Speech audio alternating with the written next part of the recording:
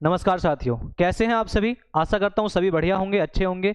और जो मेरे दोस्त आरआरबी एनटीपीसी की तैयारी कर रहे हैं अच्छे तरीके से, तो उन सभी को मैं बताना चाहूंगा जो पहली बार इस वीडियो में जुड़ रहे हैं। इससे पहले हमने फिजिक्स की 2 क्लासें ली हैं, जिसमें हमने हीट पार्ट 1 और हीट पार्ट 2, जहां पे हमने जाना था कि ऊष्मा क्या होती है, ताप क्या होता है, अलग अलग प्रकार के जो तापमापी पैमाने हैं उनके बारे में हम लोगों ने पढ़ा था, और न्यूटन का जो शीतलन का नियम है उसके बारे में हमने पढ़ा था। तो उनको जाके जरूर देखें, क्योंकि वहीं से आपका बेस शुरू होता है। ठीक है, चलिए आज की क्लास को शुरू करते हैं।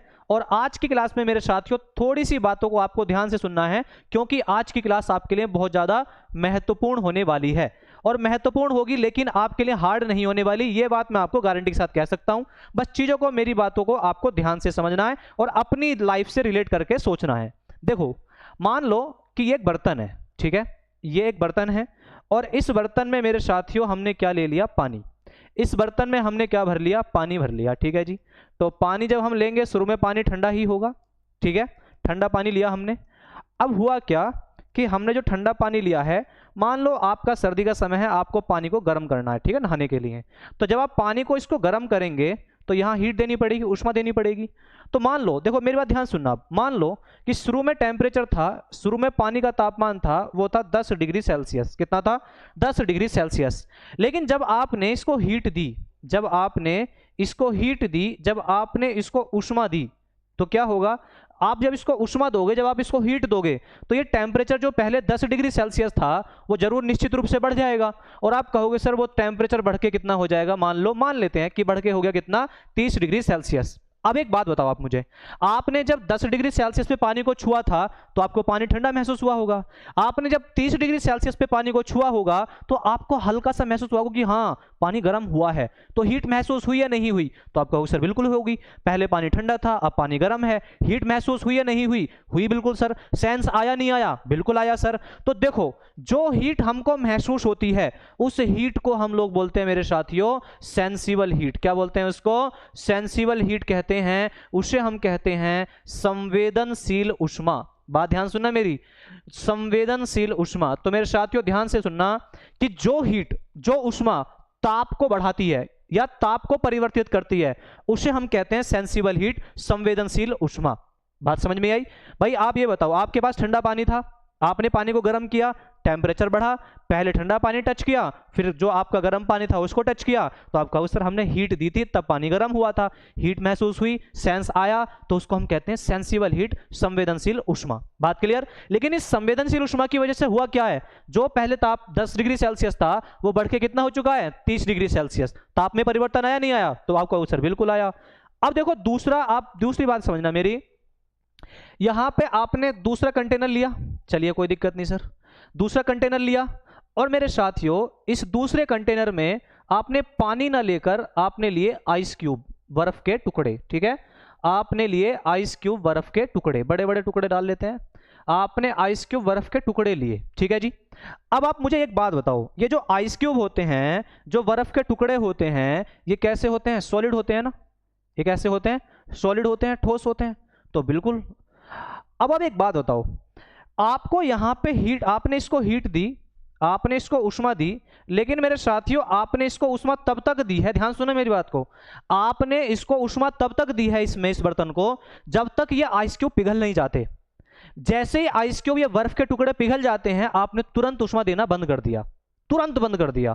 तो जैसे ही आपके बर्फ के टुकड़े पिघलेंगे, तो आप मुझे बताओ, अगर ये बर्फ के टुकड़े पिघलेंगे तो जो आइस क्यूब, जो बर्फ के टुकड़े पहले सॉलिड थे, ठोस थे, अब वो क्या बन जाएंगे, तो आप कहोगे सर लिक्विड बन जाएंगे।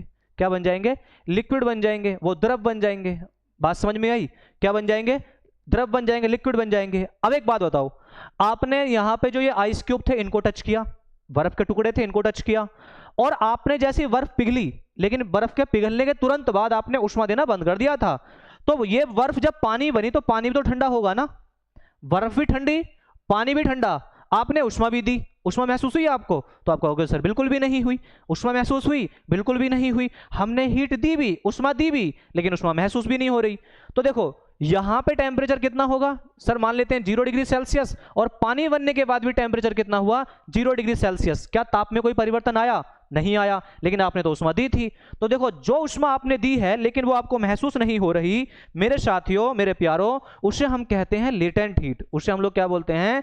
Latent heat. उसे हम कहते हैं गुप्त ऊष्मा। हमने ऊष्मा दी भी है लेकिन सर हमें महसूस नहीं हुई है। बात क्लियर? हमने ऊष्मा दी भी लेकिन हमको महसूस नहीं हुई। तो आपके ऊष्मा के कितने रूप हुए? दो। एक होती है सेंसिबल हीट, एक होती है संवेदनशील ऊष्मा। और संवेदनशील ऊष्मा जो होती है मेरे साथियों, मेरे प्यारों, वो केवल क्या करती है? वो टेम्परेचर को चेंज करती है, वो ताप में परिवर्तन करती है। बात क्लियर? और ये जो लेटेंट हीट होती है, जो ये गुप्त ऊष्मा होती है, लेटेंट हीट, गुप्त ऊष्मा केवल क्या करती है? अवस्था को परिवर्तन करती है, अवस्था में परिवर्तन करती है, स्टेट को चेंज करती है। यहां पे आप देखेंगे पहले आइस क्यूब, बर्फ के टुकड़े कैसे थे? सॉलिड थे, ठोस थे, और ये पिघलने के बाद क्या बन गए? लिक्विड, द्रव बन गए। लेकिन यहां पे ताप में कोई परिवर्तन नहीं आया। तो एक बात हम यहां से लिख सकते हैं क्या? कि heat can change the temperature or not. Heat can change the temperature or not. Hindi में लिखेंगे कि ऊष्मा ताप परिवर्तन कर भी सकती है और नहीं भी। ऊष्मा ताप परिवर्तन कर भी सकती है और नहीं भी। यहां पहले वाले केस में देखेंगे तो यहां पे ताप परिवर्तन हुआ है, और दूसरे वाले केस में देखेंगे कोई ताप में परिवर्तन नहीं हुआ है। ठीक है, आप इसको नोट कीजिए, इसके सुंदर से नोट्स बनाने हैं आप सभी को। ठीक है, इसको आपको मैं समझता हूं ये समझ में आया होगा। नहीं समझ में आया, वीडियो को रिपीट करके देखो। और जो मेरे साथी, मेरे चाहने वाले पहली बार जुड़ रहे हैं ना, मैं उनसे कहना चाहूंगा कि आपकी जो पहली 2 वीडियो है उनको भी जाकर देखो, है ना। चीजें पसंद आ रही हो तो दोस्तों को भी बताओ।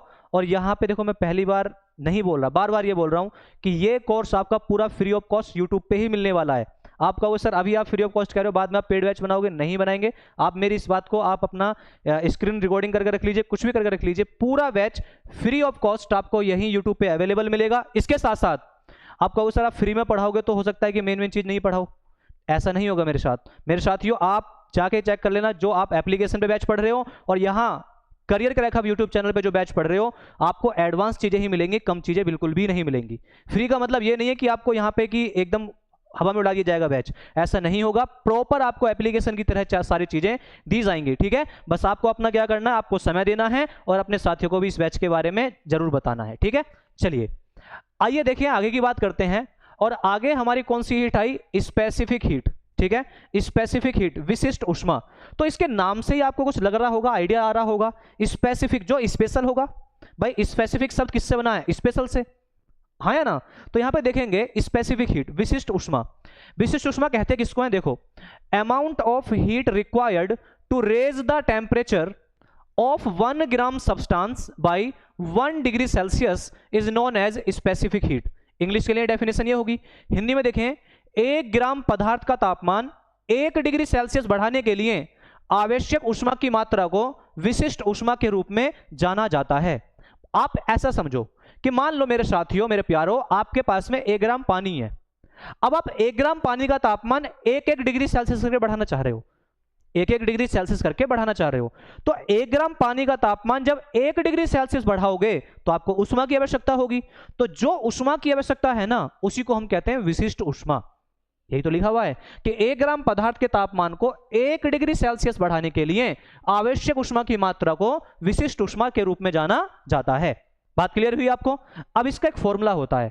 देखो, स्पेसिफिक हीट का फॉर्मूला होता है हमारा कि sir S is equal to Q by M delta T। ध्यान सुनना, इसका फॉर्मूला होता है क्या हमारा? S is equal to Q by M delta T। जहां पे S क्या है? तो S है मेरे साथियों स्पेसिफिक हीट। S क्या है हमारा? तो S है हमारा स्पेसिफिक हीट। ठीक है, ये है हमारी विशिष्ट ऊष्मा। ठीक, ध्यान सुना मेरी बात को, ये क्या है? हमारी विशिष्ट ऊष्मा, जो आपकी निश्चित रूप से चाहिए ही चाहिए, विशिष्ट ऊष्मा। बात क्लियर? यहां पे Q क्या है? तो Q है हमारी नॉर्मल हीट, सामान्य ऊष्मा। ठीक है, ये क्या है? हमारी नॉर्मल हीट, सामान्य ऊष्मा। Q का मतलब क्या है यहां पे? नॉर्मल हीट, सामान्य ऊष्मा। सबके अर्थ लिखने हैं आपको एक एक करके, क्योंकि न्यूमेरिकल भी पूछा जा सकता है, एनटीपीसी में न्यूमेरिकल भी आते हैं, तो न्यूमेरिकल भी बनेगा, आगे भी मैं कराऊंगा भी न्यूमेरिकल। सबका अर्थ आपको पता होना चाहिए। ठीक है, यहां पे Q क्या है? नॉर्मल हीट, सामान्य ऊष्मा है। M क्या है यहां पे? तो सर M है मास। M क्या है? M मास है, द्रव्यमान है मेरे साथियों। M क्या है? मास है, द्रव्यमान है। और यहां पे डेल्टा टी क्या है? तो डेल्टा टी है हमारा change in temperature, change in temperature, ताप में परिवर्तन, ठीक है, चेंज इन टेम्परेचर, ताप में परिवर्तन। आइए अगर पूछा जाए कि बताइए इसकी यूनिट क्या होगी, मात्रक क्या होगा, किसका? स्पेसिफिक हीट, विशिष्ट ऊष्मा का।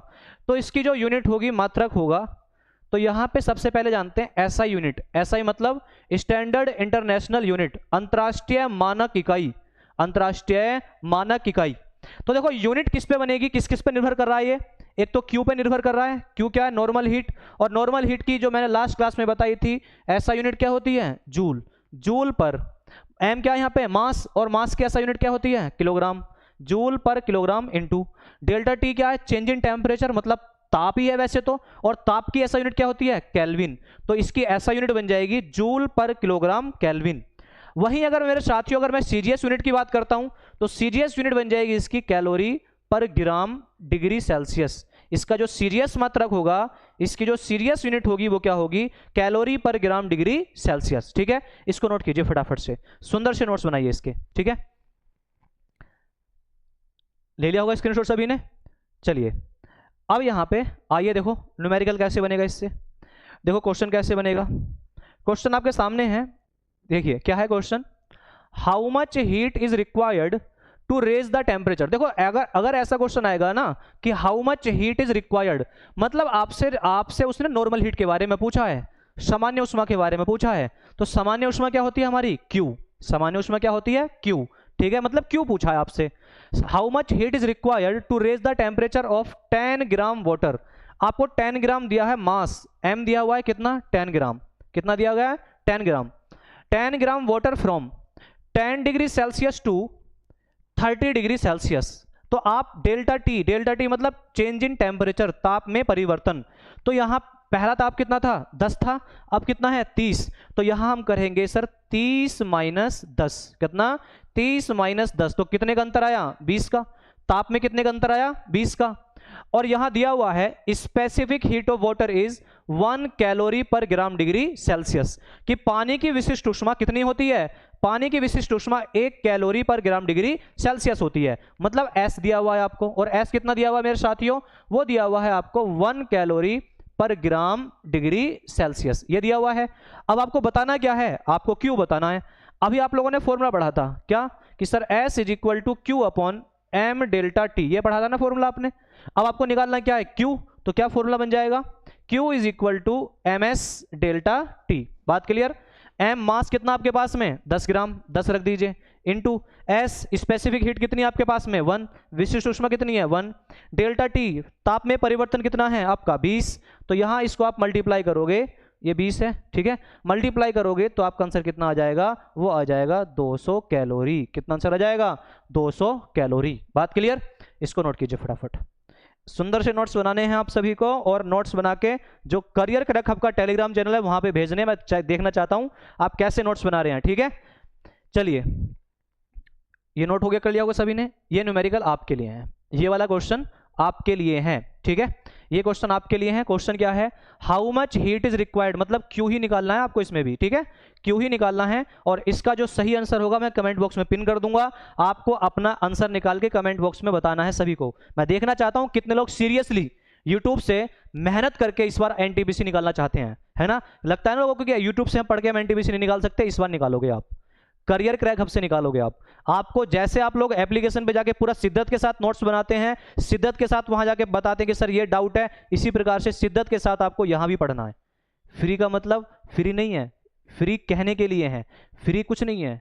फ्री आपका भाई अगर फ्री होता तो यहां पे सिलेक्शन भी फ्री मिल जाता। फ्री कुछ नहीं है मेरे दोस्त, आपका यहाँ पे समय चाहिए, प्रॉपर समय चाहिए यहाँ पे, और समय दोगे तभी आपको कुछ ना कुछ मिलेगा। तो जैसे आप एक एप्लीकेशन पे जाके सोच रहे हो कि मैं एप्लीकेशन पे बैच खरीदूंगा, पूरा सीधे से पढ़ूंगा, बस आपको बस यही काम यूट्यूब पे करना है बस। ठीक है, तो ये क्वेश्चन आपको बनाना है, और इसका जो आंसर होगा कमेंट बॉक्स में जाके पिन करना है सभी को। ठीक है, कमेंट बॉक्स में बताना है, और मैं इसका आंसर बता दूंगा क्या होगा, कमेंट बॉक्स में पिन करवा दूंगा। ठीक है, चलिए ये क्वेश्चन सभी ने नोट कर लिया होगा। अच्छा, नेक्स्ट यहां से आपके बहुत सारे क्वेश्चंस आपके बनते हैं। एप्लीकेशन ऑफ स्पेसिफिक हीट, विशिष्ट ऊष्मा के अनुप्रयोग। तो आप जानते होंगे कि जो हमारे व्हीकल्स होते हैं, जो वाहन होते हैं, वाहन के आगे रेडिएटर लगा होता है। उस रेडिएटर के अंदर पानी डाला जाता है। पानी क्यों डालते हैं? ताकि वो पानी इंजन को क्या कर सके? ठंडा कर सके। ऐसा होता है नहीं होता है? तो हम उस रेडिएटर के अंदर पानी का ही यूज क्यों कर रहे हैं? किसी और का भी यूज तो कर सकते हैं, हम पानी का ही उपयोग क्यों कर रहे हैं? पानी का उपयोग हम इसलिए कर रहे हैं क्योंकि पानी की विशिष्ट ऊष्मा क्या होती है? बहुत ज्यादा होती है। आप ये सोचना मेरे साथियों, अगर मेरे पास में 1 ग्राम पानी है, मेरी बात ध्यान सुनना आप, अगर मेरे पास में 1 ग्राम पानी है, कितने ग्राम पानी? 1 ग्राम पानी, और 1 ग्राम पानी का टेम्परेचर मुझे 1 डिग्री सेल्सियस बढ़ाना है। कितने डिग्री सेल्सियस? 1 degree Celsius. तो उसके लिए कुल कितनी हीट की रिक्वायरमेंट होती है? कुल कितनी हीट की जरूरत पड़ती है? तो आप कहोगे 1 कैलोरी। कितनी हीट की? 1 कैलोरी की। आप सर कैसे कह सकते हो ये फिक्स है क्या? हाँ फिक्स है भाई, क्योंकि पानी की जो विशिष्ट ऊष्मा होती है, पानी की जो विशिष्ट ऊष्मा होती है मेरे साथियों, मैंने अभी आपको लिखवाया था, वो कितनी होती है? 1 कैलोरी पर ग्राम डिग्री सेल्सियस।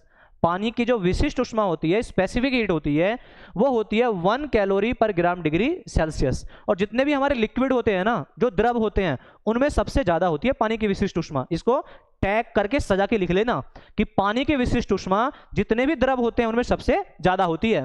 तो यहां पे आप देखेंगे पानी की विशिष्ट ऊष्मा कितनी है? 1 कैलोरी पर ग्राम डिग्री सेल्सियस। इसका मतलब पता है क्या है?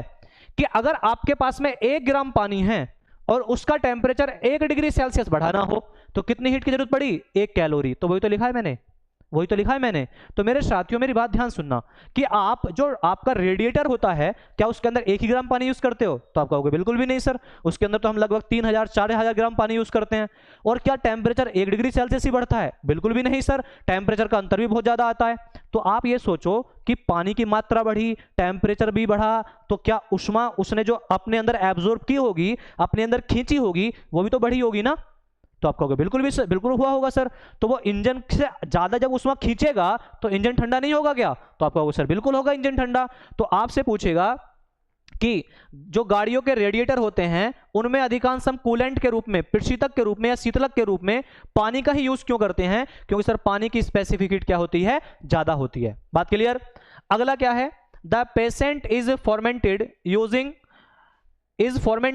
ए हॉट बोतल, कि रोगी की सिकाई गर्म बोतल से की जाती है। कभी आपके अंदरूनी चोट लगी होगी, है ना, तो क्या करते हैं? पानी लेते हैं, गर्म पानी में करते हैं, उसको बोतल में करते हैं और गर्म पानी से सिकाई करते हैं। गर्म पानी का यूज क्यों करते हैं? क्योंकि पानी ज्यादा समय तक गर्म रहता है, उसकी विशिष्ट ऊष्माधारिता जो होती है वो ज्यादा होती है मेरे साथियों। बात क्लियर? अगर मैं आपसे ये कहूं कि दूध में और पानी में, गर्म दूध है और गर्म पानी है, जल्दी ठंडा कौन होगा? तो आपका कुछ सोच रहे होंगे पानी नहीं, दूध जल्दी ठंडा हो जाएगा। मैंने आपसे बताया जितने भी द्रव होते हैं उन द्रव में सबसे अधिक विशिष्ट ऊष्मा जो होती है वो पानी की होती है। बात क्लियर? विशिष्ट ऊष्मा अधिक होगी, साथ में ऊष्मा धारिता भी ज्यादा होगी।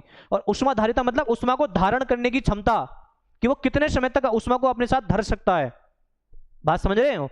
तो यहां पे गर्म पानी का ही उपयोग क्यों करते हैं? क्योंकि पानी की स्पेसिफिक हीट क्या होती है? ज्यादा होती है। स्पेसिफिक हीट कैपेसिटी क्या होती है? ज्यादा होती है। बात क्लियर?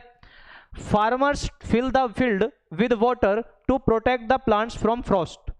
किसान पौधों को पाले से बचाने के लिए, जो पाला पड़ता है ना सर्दियों में, पाले से बचाने के लिए खेत को पानी से भर देते हैं। तो यहां भी सेम कॉन्सेप्ट है कि आपका जब सर्दी पड़ती है, पाला पड़ता है, तो वातावरण का तापमान बहुत ज्यादा कम हो जाता है और वो तापमान सीधा आपका जो पेड़ पौधे हैं उनको ज्यादा नुकसान देगा।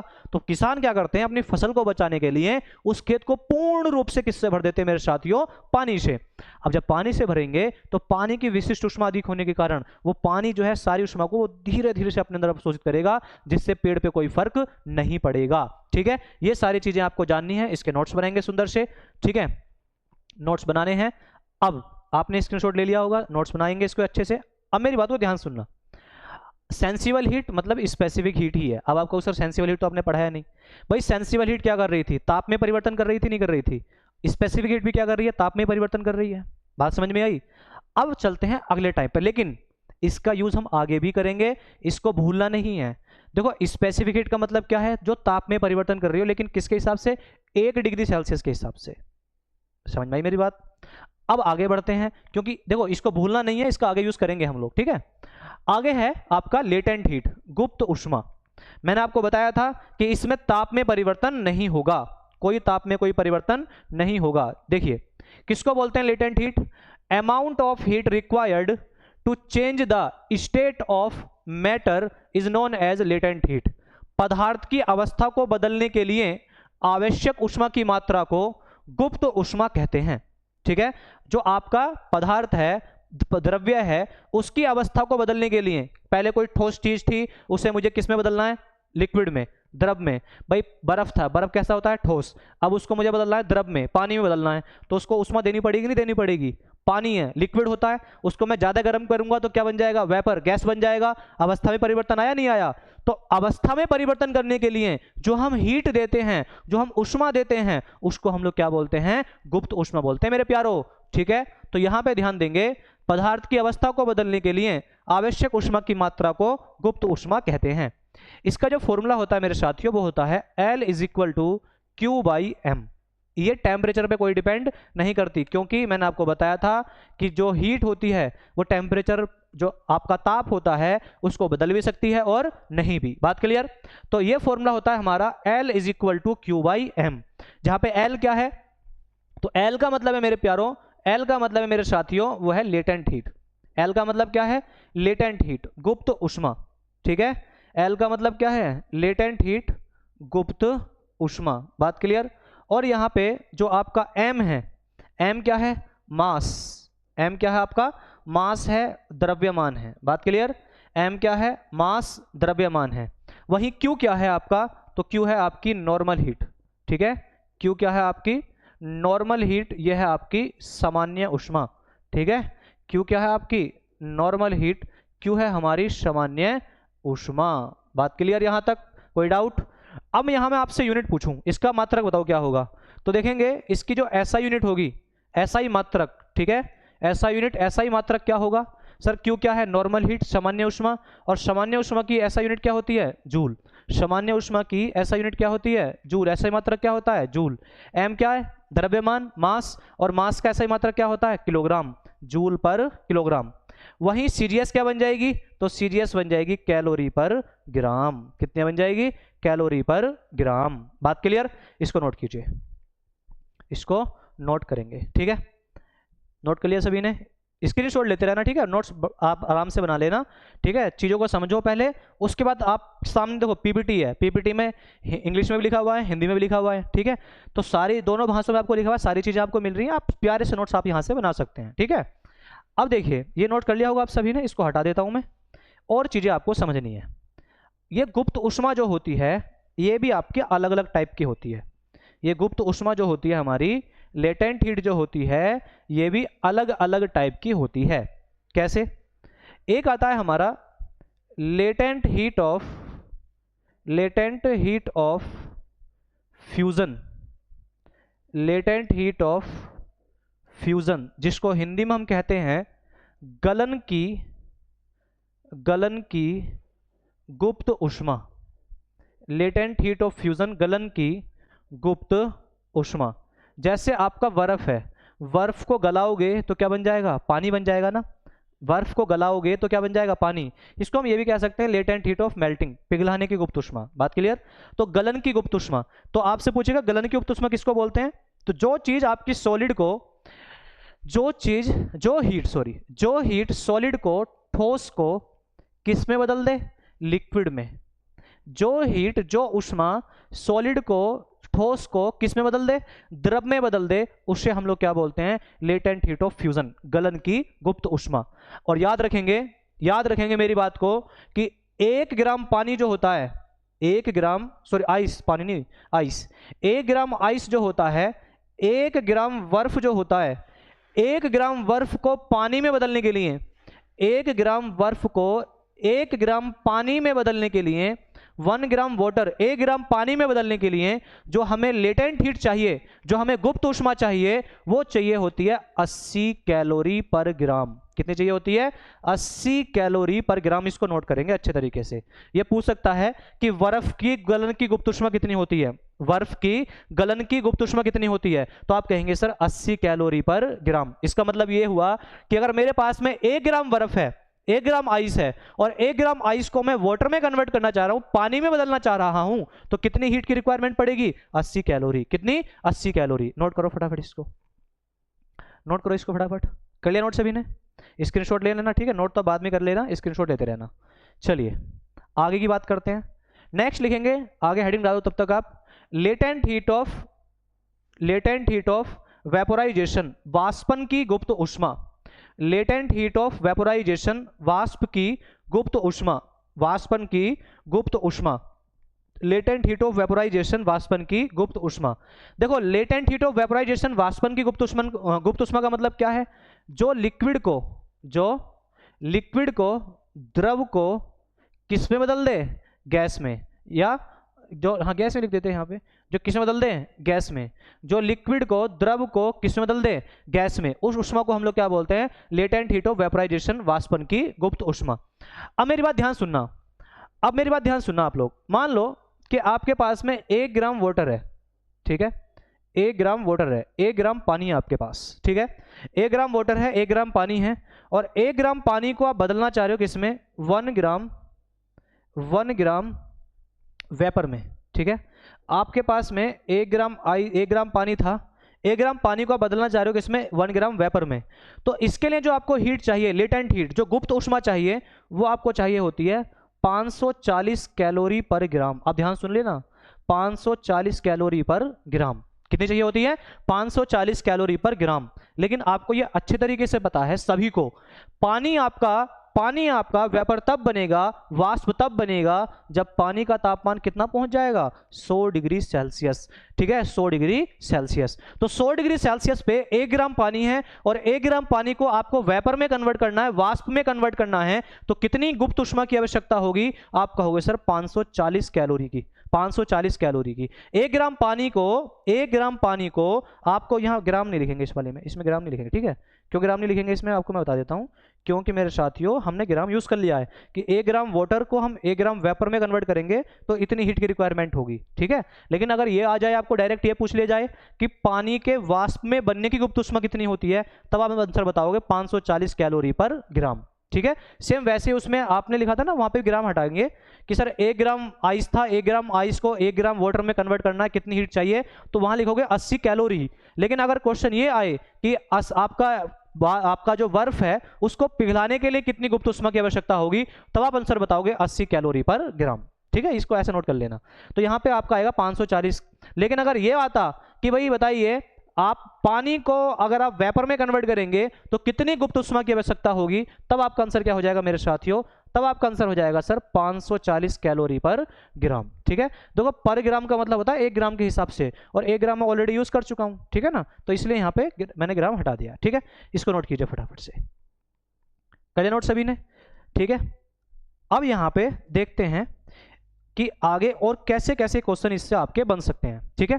कॉन्सेप्ट आपको क्लियर हो रहा हो, अगर चीजें पसंद आ रही हो तो वीडियो को अपने दोस्तों के साथ भी शेयर करते रहिए, अपने दोस्तों को भी इसके साथ जोड़ते रहिए। आइए आगे की ओर देखते हैं।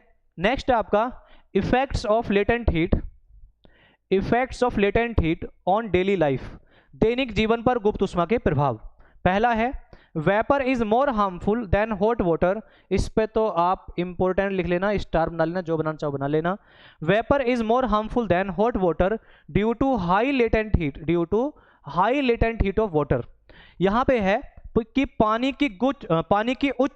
पानी की उच्च गुप्त ऊष्मा होने के कारण वाष्प गर्म पानी से अधिक हानिकारक होती है।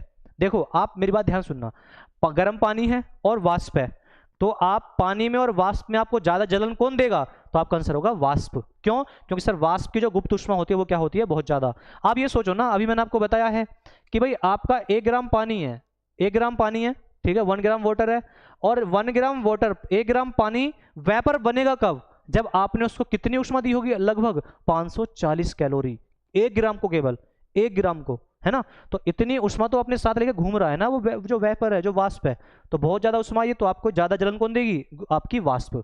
ऐसे ही ice cream gives more coldness to the teeth, कि जो आइसक्रीम होती है दांतों को अधिक ठंडक देती है। आपने क्या किया होगा, कभी कभी जब आप आइसक्रीम खाते हो तो आइसक्रीम को खाते समय आप आइसक्रीम को अपने दांतों के बीच में रखते हो।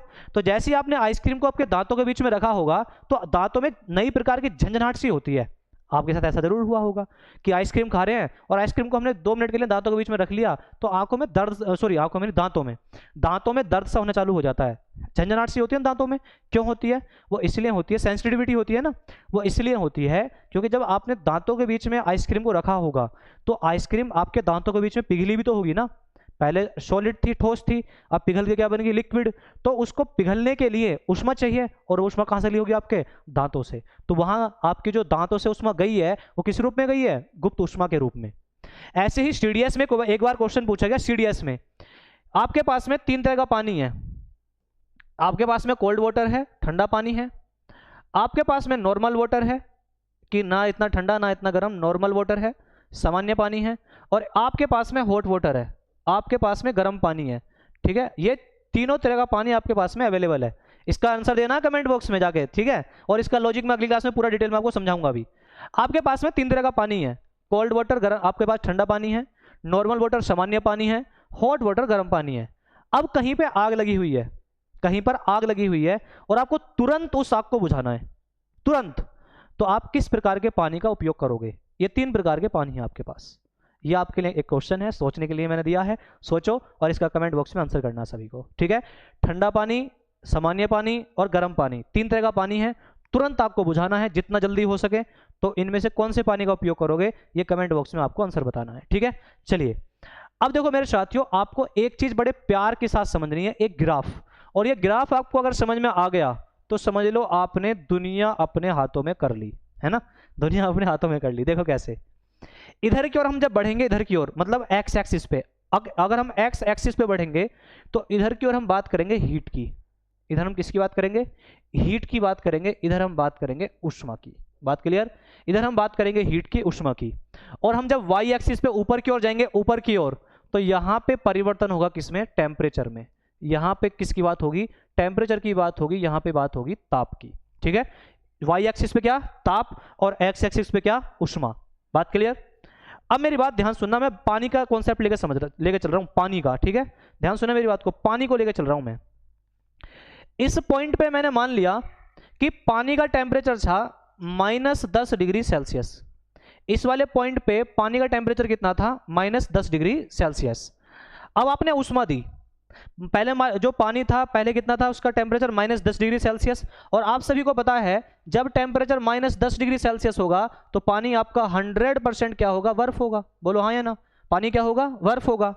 अब आपने उष्मा दी, तो उष्मा देने के बाद क्या हुआ? जो टेम्परेचर है वो बढ़ने लगा। अब आप ये देखो ना, ये डायग्राम सोचना, ये ग्राफ सोचो।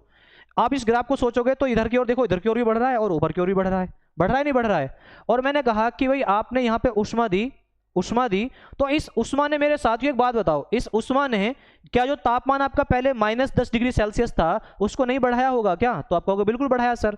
और मैंने कहा कि मान लो यहाँ पे तापमान हो जाता है आपका 0 डिग्री सेल्सियस। पहले ताप कितना था? -10 डिग्री सेल्सियस, बढ़ के कितना हो गया? 0 डिग्री सेल्सियस हो गया।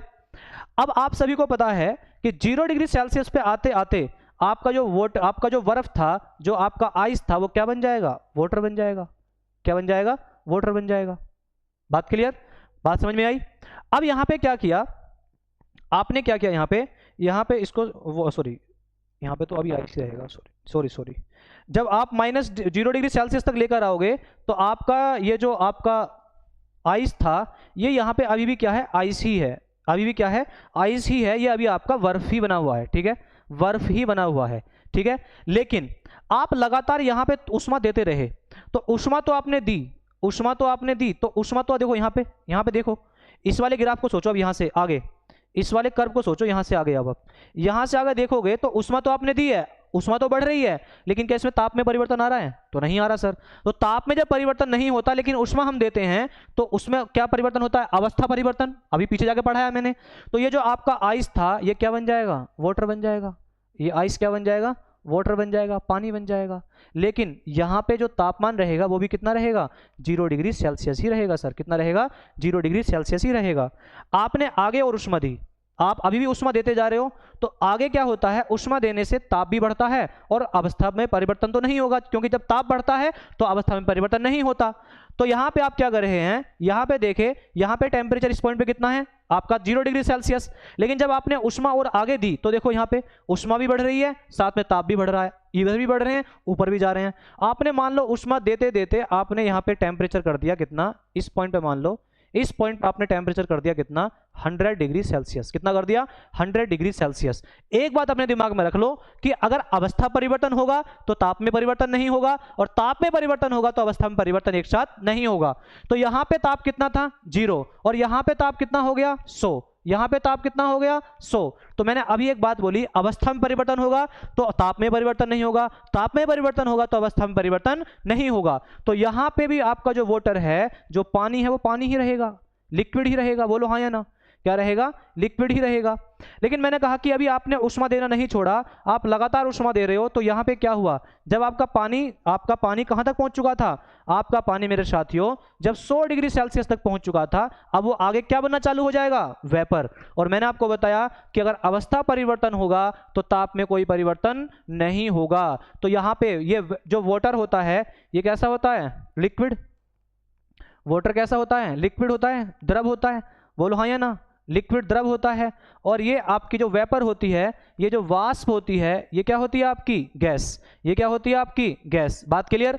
तो आप ये सोचो, यहाँ पे अवस्था में परिवर्तन हो रहा है ना, तो अवस्था में परिवर्तन में ताप में कोई परिवर्तन नहीं होता। तो यहाँ पे इस पॉइंट पे भी ताप क्या रहेगा, इस पॉइंट पे भी ताप आपका 100 डिग्री सेल्सियस ही रहेगा। बात क्लियर। इससे आगे, अब इससे आगे अगर मैं और उष्मा दूंगा तो वो उष्मा फिर क्या करेगी, वो ताप में ही परिवर्तन करेगी, और साथ में आपका अवस्था में तो कोई परिवर्तन नहीं करेगी। बात क्लियर। ताप में परिवर्तन करेगी, उष्मा में, अवस्था में कोई परिवर्तन नहीं करेगी। तो इस प्रकार से ये कर्व आपको समझना है। देखो, हम इधर की ओर बढ़ेंगे तो क्या बढ़ेगी, उष्मा। इधर की ओर बढ़ेंगे तो क्या बढ़ेगा, ताप। पहले कोई किसी वस्तु का ताप, पानी ले लिया हमने, पानी मान लिया, पहले पानी का ताप -10 डिग्री सेल्सियस था। तो आप सभी को बताया -10 डिग्री सेल्सियस पे आइस के, आपका जो वाटर होता है, पानी होता है, वो बर्फ होता है, आइस होता है। आपने उष्मा देते देते -10 से टेम्परेचर कहां पहुंचा दिया, 0। तो यहां आप, अब मेरी बात को ध्यान सुनना, आप लोग ध्यान लगा के सुनना। आप ये सोचो, आपका आइस है, आइस ही रहा, लेकिन उसमें टेम्परेचर पहले कितना था, -10, अब कितना हो गया, 0। तो अवस्था में परिवर्तन किस प्रकार की हीट करती है, तो आप कहोगे सर स्पेसिफिक हीट। SH लिख रहा हूं मैं यहाँ पे, ठीक है, SH मतलब स्पेसिफिक हीट। भाई अवस्था में परिवर्तन कौन सी हीट करेगी, स्पेसिफिक हीट, विशिष्ट उष्मा। इसके बाद यहाँ पे आपका आइस है और यहाँ आपका वाटर क्या बन गया, जो आइस और वो क्या बन गया, वाटर। यहाँ पे बर्फ क्या बन चुका है, आपका पानी बन चुका है, लिक्विड बन चुका है। अवस्था में परिवर्तन हुआ तो अवस्था में परिवर्तन में कोई, ताप में कोई परिवर्तन नहीं आता। और ताप में परिवर्तन कौन सी हीट नहीं करती, तो आप कहोगे सर लेटेंट हीट। कौन सी हीट नहीं करती, लेटेंट हीट। बात समझ में आई।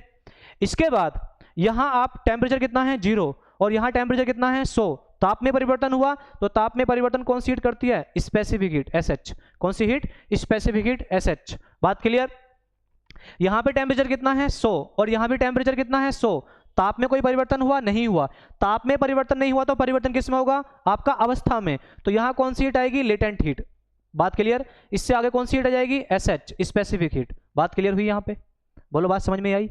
तो अब यहां पे, यहां से एक फॉर्मूला बनेगा, मुझे निकालनी है हीट, Q, हीट मुझे निकालनी है हीट। स्पेसिफिक, ना मुझे स्पेसिफिक हीट निकालनी, ना ही मुझे लेटेंट हीट निकालनी। ये तो मैंने हीट यूज की है। बात क्लियर। अब मुझे टोटल हीट निकालनी है, मुझे उष्मा निकालनी है। तो आओ यहाँ पे, पहले कौन सी हीट यूज कर रहे हो आप लोग, स्पेसिफिक हीट। कौन सी यूज कर रहे हो, SH, स्पेसिफिक हीट यूज कर रहे हो ना। तो स्पेसिफिक हीट के टर्म में हीट का फॉर्मूला क्या होता है, आप कहोगे सर MS डेल्टा T। ये होता है ना, MS डेल्टा T। लेकिन मेरे साथियों, यहाँ पे जो हम हीट यूज करेंगे, स्पेसिफिक हीट, एक मिनट, यहाँ पे जो हम स्पेसिफिक हीट यूज करने वाले हैं, M मास है, M द्रव्यमान है। स्पेसिफिक हीट जो यूज करेंगे वो किसकी यूज करेंगे, आइस की, बर्फ की। क्योंकि अभी हम किस पे बात कर रहे हैं, बर्फ पे बात कर रहे हैं ना। तो यहाँ पे जो स्पेसिफिक हीट यूज करेंगे वो किसकी यूज करेंगे, आइस की, बर्फ की। और उसके बाद हम लोग क्या लेंगे, डेल्टा T। डेल्टा T मतलब ताप में परिवर्तन। भाई पहले ताप कितना था, -10, अब बढ़ के कितना हो गया, 0। ताप में परिवर्तन कितने का हुआ, 10 का हुआ ना। तो डेल्टा T। आगे बढ़े, प्लस यहां से आगे जाएंगे हम, यहां से आगे जा रहे हैं हम लोग। तो यहां कौन सी हीट आ रही है, लेटेंट हीट। तो यहां पे हीट जो आएगी, उष्मा जो आएगी, वो किसके टर्म में आएगी, लेटेंट हीट के टर्म में। और लेटेंट हीट का फॉर्मूला आपको मैंने बताया था, क्या होता है sir, L is equal to Q by M बताया था नहीं बताया था, लेकिन मुझे तो Q चाहिए ना, तो क्या बन जाएगा Q is equal to ml, बन जाएगा नहीं बन जाएगा। तो लेटेंट हीट के टर्म में, गुप्त ऊष्मा के टर्म में मुझे हीट चाहिए, तो यहाँ पे क्या बन जाएगा m। लेकिन लेटेंट हीट जो आएगी यहाँ पे, अब पहले क्या था आइस, अब क्या बन चुका है वाटर, तो यहाँ पे लेटेंट हीट कौन सी आएगी, वेपोराइजेशन की, तो यहाँ पे लिख देंगे LV मतलब लेटेंट हीट ऑफ वेपोराइजेशन, वाष्पन की गुप्त ऊष्मा, सॉरी वेपोराइजेशन नहीं, मेल्टिंग की आएगी ना, लेटेंट हीट ऑफ मेल्टिंग, यहाँ पे m आएगा, लेटेंट हीट ऑफ मेल्टिंग, क्योंकि बर्फ तो पिघल रही है ना, मेल्ट हो रही है ना, तो यहाँ पे आएगा लेटेंट हीट ऑफ मेल्टिंग। बात क्लियर।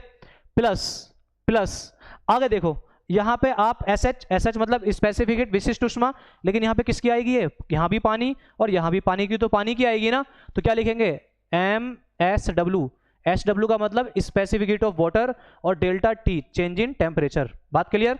प्लस यहाँ से आगे देखो, यहाँ पे 100 डिग्री सेल्सियस है और यहाँ भी 100 डिग्री सेल्सियस है, ताप में कोई परिवर्तन हो रहा है, नहीं हो रहा, लेकिन परिवर्तन किस में हो रहा है, यहाँ पानी है और यहाँ पे वाष्प है, अवस्था में हो रहा है ना, तो अवस्था में परिवर्तन करते समय कौन सी हीट आती है, लेटेंट हीट, और यहाँ पे आएगा LV, M क्या है मास, LV क्या है लेटेंट हीट ऑफ वेपोराइजेशन। ठीक है, इससे आगे कौन सी हीट आ जाएगी, तो फिर आपकी स्पेसिफिक हीट MS, लेकिन इस बार स्पेसिफिक किसकी होगी, वेपर की, SV डेल्टा T। बात समझ में आई आपको, समझ में आई आपको, ये सारी चीजें, ये फॉर्मूले मैंने आपको पीछे पढ़ा रखे हैं, इनको रिलेट करके समझो। अब यहां से आप देखो, यहां से आप क्या कॉमन ले सकते हो, तो M कॉमन ले सकते हो ना, मास कॉमन ले सकते हो आप लोग, तो फिर क्या बचेगा, SI delta T plus LM plus SW delta T plus LV plus SV delta T, ये बचेगा ना, क्योंकि आपने क्या कॉमन ले लिया यहाँ पे आपने M कॉमन ले लिया है, और इसी से आगे मैं एक न्यूमेरिकल कराऊंगा और आपको होमवर्क भी दूंगा। ठीक है, इसको नोट करो, इसका स्क्रीनशॉट लो, और ये समझना बहुत ज़्यादा जरूरी है, इसको नोट करो, एक बार दोबारा समझाता हूँ इसको क्या है ये। ठीक है, स्क्रीनशॉट ले लिया होगा सभी ने, देखो इसको ध्यान समझना, शुरुआत से समझते हैं। ये हमारा एक्स एक्सिस है जहाँ पे हीट ऊष्मा दी गई है, ये हमारा वाई एक्सिस है, वाई एक्सिस जिस पे टेम्परेचर दिया गया है, इधर हीट बढ़ेगी इधर ताप बढ़ेगा। पहले आपने कोई बर्फ लिया, बर्फ का तापमान था -10 डिग्री सेल्सियस, बर्फ का तापमान कितना था -10 डिग्री सेल्सियस, आपने ऊष्मा दी, उसका ताप हो गया कितना 0 डिग्री सेल्सियस। आपको पता है 0 डिग्री सेल्सियस पे बर्फ ही रहेगा, लेकिन आपको ताप परिवर्तन हो गया ना, आपका पहले ताप कितना था -10, अब कितना हो गया 0, 10 का अंतर आया ना, कौन सी हीट चाहिए, स्पेसिफिक हीट। फिर उसके बाद आपने हीट दी, ताप में कोई परिवर्तन नहीं हुआ, लेकिन बर्फ किससे बदल गया, वाटर में, कौन सी हीट चाहिए, लेटेंट हीट। बात क्लियर। फिर उसके आगे कौन सी हीट चाहिए, स्पेसिफिक हीट। ऐसे ही मैंने आपको बताया है। यहां पे आपका फॉर्मूला क्या बना, कुल मिला के हीट का वो फॉर्मूला बना कि Q क्या है, नॉर्मल हीट, सामान्य ऊष्मा, M क्या है, मास, जितनी भी क्वांटिटी आप यूज करोगे। SI का मतलब होता है स्पेसिफिक हीट ऑफ आइस, बर्फ की विशिष्ट ऊष्मा। डेल्टा T मतलब चेंज इन टेम्परेचर, ताप में परिवर्तन। देखो यहाँ पे देखो, मान लो अगर मैंने कहा कि बर्फ की गुप्त ऊष्मा 0.5 होती है, कितनी होती है 0.5 कैलोरी पर ग्राम डिग्री सेल्सियस होती है, तो SI की वैल्यू होगी आपके पास में, और डेल्टा T कितना है यहाँ पे -10 से 0, कितने का अंतर आया 10 का, तो SI की वैल्यू कितनी होगी 0.5 और डेल्टा T की वैल्यू कितनी होगी यहाँ पे 10 डिग्री सेल्सियस, तो वो रख दोगे यहाँ पे आप। मास आपको दिया होगा, बात क्लियर। LM क्या है यहाँ पे, लेटेंट हीट ऑफ मेल्टिंग, गलन की गुप्त ऊष्मा। तो गलन की गुप्त ऊष्मा यहाँ पे देखो, आपका आइस तो गल रहा है ना, बर्फ तो गल रहा है ना, तो जब बर्फ गलेगा, जब आइस गलेगा तो उसकी अलग गुप्त ऊष्मा होगी। यहाँ पे स्पेसिफिक हीट ऑफ वाटर आएगा, पानी है ना पानी, तो specific heat of water, SW का मतलब क्या है, स्पेसिफिक हीट ऑफ वाटर, पानी की विशिष्ट ऊष्मा, और पानी की विशिष्ट ऊष्मा मैंने आपको बताई है 1 कैलोरी पर ग्राम डिग्री सेल्सियस होती है। डेल्टा T आप जीरो से कहां तक जा रहे हो 100, 0 से कहां तक जा रहे हो 100, तो कितने का अंतर आया 100 का, तो डेल्टा T रख दोगे। LV latent heat of vaporisation, वाष्पन की गुप्त ऊष्मा, तो ये कितनी होती है आपकी, मैंने लिखा है 540 कैलोरी होती है, वो रख दोगे। इसी प्रकार से यहां आपको वैल्यू दे देगा, वो रख दोगे, आपका आंसर आ जाएगा। ठीक है, अब इसी के ऊपर एक क्वेश्चन है, देखो इसी के ऊपर क्वेश्चन है। क्वेश्चन क्या है आपका, क्वेश्चन ये है, how much heat is required to convert 1 gram ice, देखना ध्यान सुना मेरी बात को, 1 gram ice into 1 gram vapour.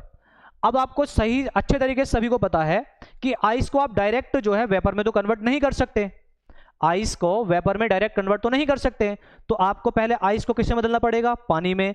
पानी में आप बदलोगे तो पहले आइस का टेम्परेचर अगर 0 डिग्री सेल्सियस है तो पानी का भी कितना होगा 0 डिग्री सेल्सियस।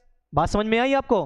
फिर उसके बाद पानी को आप गर्म करोगे, पानी का ताप 0 से बढ़ा के कहां पहुंचाओगे 100, तो कौन सी हीट आ जाएगी उसमें, ताप बढ़ रहा है, ताप अवस्था परिवर्तन नहीं हो रहा, ताप बढ़ने में कौन सी हीट आ जाएगी, स्पेसिफिक हीट आ जाएगी, विशिष्ट ऊष्मा आ जाएगी। फिर उसके बाद आपका ताप 100 पहुंच गया और 100 के बाद हीट दोगे तो आपका पानी क्या बनना चालू हो जाएगा, वेपर। फिर कौन सी हीट आ जाएगी, लेटेंट हीट आ जाएगी। बात समझ में आई। तो इस क्वेश्चन में देखो, इस क्वेश्चन में एक तो आपको पता है मास m कितना है, तो मास कितना है आपका 1 ग्राम है। मास कितना है आपका 1 ग्राम है, बोलो हाँ या ना। आपको दिया हुआ होगा, इसमें नहीं दिया हुआ, आपको दिया हुआ होगा वाटर की स्पेसिफिक हीट, पानी की विशिष्ट ऊष्मा कितनी होती है। तो पानी की विशिष्ट ऊष्मा होती है 1 कैलोरी पर ग्राम डिग्री सेल्सियस, 1 कैलोरी पर ग्राम डिग्री सेल्सियस। आपको दिया होगा लेटेंट हीट ऑफ वेपर, पानी की गुप्त ऊष्मा, लेटेंट हीट ऑफ पानी की वाष्पन की गुप्त ऊष्मा, लेटेंट हीट ऑफ वेपर पानी की वाष्पन की गुप्त ऊष्मा, वो कितनी होती है आपकी, तो वो होती है 540, कितनी 540 कैलोरी पर ग्राम, कितनी होती है 540 कैलोरी पर ग्राम। ये सारी चीजें आपको दी हुई हैं। अब यहां पे एक बात बताओ, पहले मेरी बात ध्यान बताओ, ध्यान सुने मेरी बात को। पहले आप 1 ग्राम जो आइस है आपका, 1 ग्राम जो बर्फ है उसका तापमान कितना है 0 डिग्री सेल्सियस, उसको पहले किस में बदलोगे, पानी में बदलोगे ना। 1 ग्राम पहले किस में बदलोगे उसको, 1 ग्राम वाटर 1 ग्राम पानी में बदलोगे। लेकिन जब उसको 1 ग्राम पानी में बदलोगे तो उसका टेम्परेचर तो वही रहेगा ना, टेम्परेचर तो वही रहेगा ना। और यहाँ पे देखो आइस किसमें बदल चुका है, वाटर में, तो पहले कौन सी हीट आएगी, लेटेंट हीट। लेकिन यहाँ पे लेटेंट हीट आएगी कौन सी वाली, यहाँ पे आएगी मेल्टिंग वाली, Lm। तो Lm कितना होता है आपको पता है, लेटेंट हीट ऑफ मेल्टिंग, गलन की गुप्त ऊष्मा। और गलन की गुप्त ऊष्मा पानी की कितनी होती है, वो होती है 80 कैलोरी पर ग्राम। क्या होती है, 80 कैलोरी पर ग्राम। बात क्लियर।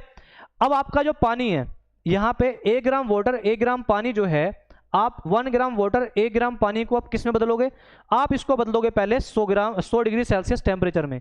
क्यों, क्योंकि अभी टेम्परेचर कितना है, अभी टेम्परेचर है 0 डिग्री सेल्सियस। इसको बदलोगे कितने में, 100 डिग्री सेल्सियस में। क्यों, क्योंकि सर 100 डिग्री सेल्सियस पे ही पानी क्या बनता है, वेपर। तो यहाँ पे कौन सी हीट चाहिए, स्पेसिफिक हीट, किसकी, वाटर की, पानी की, पानी की आपकी विशिष्ट ऊष्मा चाहिए। इसके बाद आपका जब पानी का टेम्परेचर 100 डिग्री सेल्सियस हो जाएगा, उसको आप तभी किस में बदल सकते हो, वेपर में। तभी आप उसको किस में बदल सकते हो, वेपर में बदल सकते हो। तो यहाँ पे जब वेपर में उससे बदलोगे तो यहाँ देखो वाष्प में जब उसको बदलोगे, वाटर जो जल है उसको वेपर वाष्प में बदलोगे तो कौन सी हीट चाहिए, लेटेंट हीट चाहिए। लेकिन कौन सी वाली, वो आपकी वेपराइजेशन वाली। तो आ जाओ इस आपके फॉर्मूले में, ये फॉर्मूला आपका लिखा हुआ है ये वाला, इस फॉर्मूले के हिसाब से रख दो। देखो शुरुआत कहां से कर रहे थे, -10 से कर रहे थे ना, माइनस से कर रहे थे ना। तो माइनस तो आपको दिया नहीं है, आपको दिया कहां से, 0 से। तो 0 से शुरुआत करो तो ये वाला टर्म तो आप यूज करोगे नहीं, यहां से यूज करोगे। तो आपका क्या आंसर बनेगा, देखो आपको क्या निकालना है, Q। तो Q इज इक्वल टू, सबसे पहले आप देखो करना क्या है, पहले आइस को बदलना है किसमें, वाटर में। तो लेटेंट हीट चाहिए ना, किसकी, वो चाहिए हमें सर आपकी आइस की। और 1 ग्राम आइस को जब पानी में बदलते हैं कितनी हीट चाहिए होती है, 80 कैलोरी। तो पहले आ जाएगा 80, बात क्लियर, प्लस कितना आ जाएगा 80 प्लस। उसके बाद आप आ जाओ आगे, फिर आप पानी को जो 0 डिग्री सेल्सियस पानी का तापमान था उसे कितने बदलोगे, 100 में। कितने का अंतर आया, डेल्टा टी कितना हुआ, तो डेल्टा टी ताप में परिवर्तन कितना हुआ, 100 का हुआ ना, ताप में परिवर्तन कितना हुआ 100। तो आपको अभी याद होगा 1 m हो गया, मास हो गया, LV latent heat of melting हो गया, ठीक है, LM लेटेंट ऑफ मेल्टिंग हो गया, प्लस स्पेसिफिक हीट कितनी होती है वाटर की, तो होती है 1। और डेल्टा टी ताप में परिवर्तन कितना है, तो आपने कहा सर 100 का, कितने का अंतर है 100 का, प्लस उसके बाद आगे देखो आपका जब 100 डिग्री सेल्सियस तापमान हो गया पानी का, तो आगे क्या बना दिया उसको आपने, वेपर। उसके लिए कितनी हीट चाहिए होती है, वेपराइजेशन की हीट कितनी होती है, आप बताओगे सर 580। कितनी होती है 580। तो आप 540। तो आप इसको ऐड करो तो आपका आंसर आ जाएगा कितना, 720 कैलोरी। कितना आ जाएगा 720 कैलोरी। इतना करने की जरूरत नहीं पड़ेगी आपको, डायरेक्ट आंसर याद रखना है क्या, कि 1 ग्राम पानी को जब 1 ग्राम वाष्प में बदलते हैं कितनी हीट की रिक्वायरमेंट होती है, 720 कैलोरी की होती है। ये आपको याद रखना है, ठीक है। इसको आप इसको नोट कीजिए, नोट्स बनाइए इसके। चलिए दोबारा से इसको बैक जाके दोबारा समझना है क्या क्या इसमें प्रोसेस हमारा है, ठीक है। ये मैं समझता हूँ समझ में आ गया हो सभी को। चलिए इसी प्रकार से एक क्वेश्चन मैं आपको देता हूँ, अगली क्लास में हम उसको सॉल्व करेंगे, ठीक है। कि भाई मान लो हमारे पास में 1 ग्राम आइस है, 1 ग्राम बर्फ है, और 1 ग्राम आइस को मुझे 1 ग्राम वेपर में बदलना है। कितने बदलना है, 1 ग्राम वेपर में ही बदलना है। लेकिन उसको मुझे बदलना है -10 डिग्री सेल्सियस से लेके, कहाँ से, -10 डिग्री सेल्सियस से लेके, और उसे कहाँ तक लेके जाना है, 100 डिग्री सेल्सियस तक, ठीक है। अब ये आपके ऊपर कर दे रहा हूं मैं, इसको आप इस वाले फॉर्मूले के हिसाब से करेंगे जो फॉर्मूला आपके सामने लिखा हुआ है, ठीक है। तो वीडियो पसंद आई हो तो वीडियो को लाइक करें, चैनल को सब्सक्राइब करें और दोस्तों के साथ शेयर करें। Thank you.